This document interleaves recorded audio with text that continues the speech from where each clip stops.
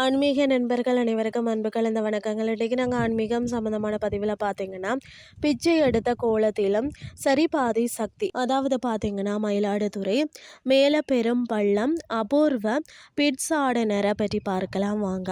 சிவபெருமானின் திருவுருவங்களில் மிகவும் எழிலானது அப்படின்னு சொன்னால் இந்த பிட்சாடனர் கோலம்னு சொல்லப்படுகிறது. மயிலாடுதுறை மாவட்டம் முன்பு பார்த்தீங்கன்னா நாகப்பட்டினம் மேலப்பெரும்பள்ளம் திருவலம்புரம் தலத்தில் நாம காண்பது எங்கும் காண கிடைக்காத ஒரு மகா அதிசயம். அர்த்தநாதீஸ்வரர் பிட்சாடனர். இங்குள்ள பிட்சாடனர் திருமேனி பேரழகுடன் விளங்குபவர்.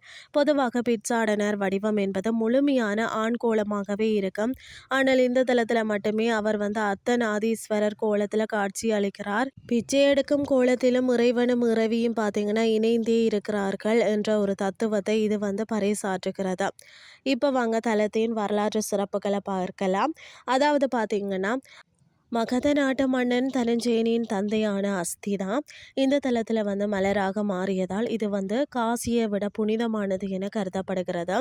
அதாவது கேரண்ட மகரிஷி காவேரியில் இறங்கி வளமாக இவ்வூரில் கரையேறியதால் இந்த தலம் திருவலம்புறமானதாம்.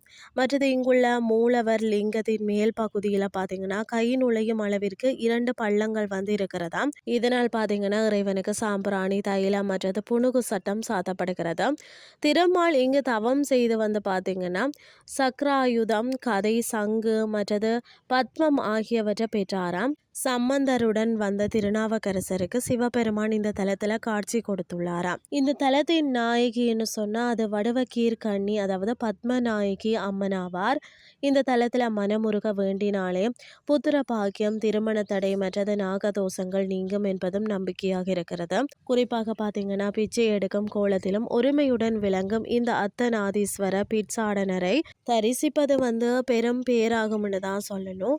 வாய்ப்பு கிடைக்கும் போது இந்த தனித்துவமான ஆன்மீக அதிசயத்தை நேரில் தரிசிச்சுட்டு அருள் பெறுங்கள்னு சொல்லி கூறிக்கொண்டும் இன்றைய ஆன்மீகம் சார்ந்த பதிவை நிறைவு செய்து கொள்கிறேன்.